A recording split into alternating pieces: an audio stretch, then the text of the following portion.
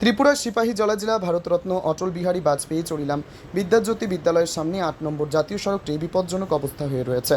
এই সড়কটি সংস্কারের কোনো নেই কারো, যার ফলে ক্ষুব্ধ মানুষজন সড়ক অবরোধ করে আন্দোলনে হুঁশিয়ারি দিয়েছে সোমবার। বিগত প্রায় ১ বছর ধরে চরিলাম বিদ্যালয়ের সামনে জাতীয় সড়কটি বিপজ্জনক হয়ে রয়েছে বলে ক্ষুব্ধ জনগণের অভিযোগ। জাতীয় সড়কের দুপাশে ড্রেনগুলো আবর্জনায় পরিপূর্ণ হয়ে রয়েছে, পরিষ্কার করা হচ্ছে না ড্রেনগুলো, যার ফলে জল জাতীয় সড়কের দুপাশের ড্রেন দিয়ে প্রবাহিত না হয়ে জাতীয় সড়কে জমে থাকে। জল জমে থাকার ফলে বড় বড় গর্ত হয়ে রয়েছে জাতীয় সড়কে। দূর থেকে আসা যানবাহনগুলোর চালকরা জাতীয় সড়কের গর্তগুলো দেখতে পাচ্ছে না, যার ফলে প্রতিনিয়ত এই স্থানে ঘটে চলেছে দুর্ঘটনা। তাছাড়া বিদ্যালয়টির পাশে রয়েছে প্রাথমিক স্বাস্থ্যকেন্দ্র, বুড়ামা দেবীর মন্দির এবং মহাদেব মন্দির। এই জাতীয় সড়কটি অবিলম্বে সংস্কার করা না হলে যে কোনো সময় বড়সড় দুর্ঘটনা ঘটে যেতে পারে বলে ক্ষুব্ধ মানুষজন জানিয়েছেন। ত্রিপুরা থেকে জীবন সাহার সাথে বিক্রম কর্মকারের রিপোর্ট, ক্রাইম প্রেস বেঙ্গল নিউজ। আমরা নিয়ে যে জলটা যাচ্ছে, জলটা তো ড্রেনটি পরিষ্কার নাই।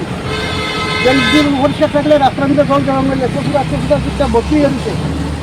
আর এছাড়া এই যে রাস্তা দিয়ে বড় বড় হুঁসার যাচ্ছে, মন্ত্রী যাচ্ছে, তারাও দেখে না। এই রাস্তাটা ক্লিয়ার করে একটা দুর্ঘটনা ঘটতে পারে। কর্তৃপক্ষ যদি ঠিকঠাক না করা হয় তাহলে কিন্তু এলাকাবাসী হেন রাস্তা অবরোধ করবো। এটা জাতীয় সড়ক, যেমন হসপিটালের সামনে থেকে এটা ঘটনা, বনকুমারী থেকে হসপিটালের সামনে পর্যন্ত। আরে ওই আমরা তো এটা জাতীয় সড়ক, এটার মধ্যে বড় বড় গর্ত হয়েছে, প্রতিনিয়ত অ্যাক্সিডেন্ট হইতেছে। ওই যে এই বাচ্চারা আইতাছিল ওখানে, বড় গাড়ি একটা বড় ধরনের দুর্ঘটনা হইতো।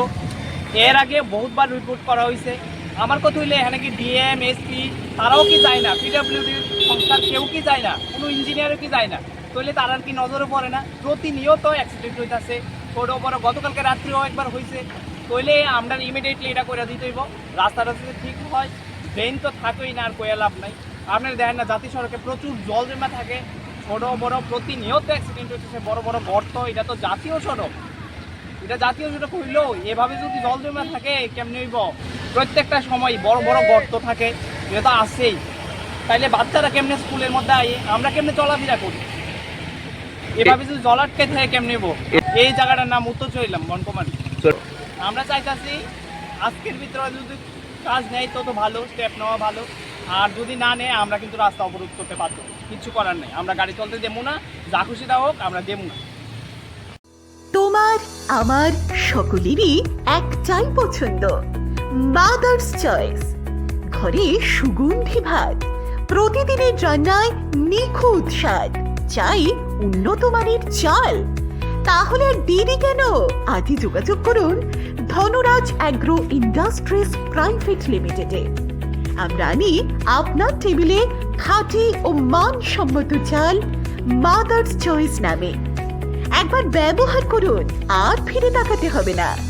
বিশ্বাসে গড়া গুণগত মানে সেরা মাদার্স চয়েস। মা যেমন চান, চাল তেমনই। যোগাযোগের জন্য এখনই কল করুন 8509752023 এই নম্বরে।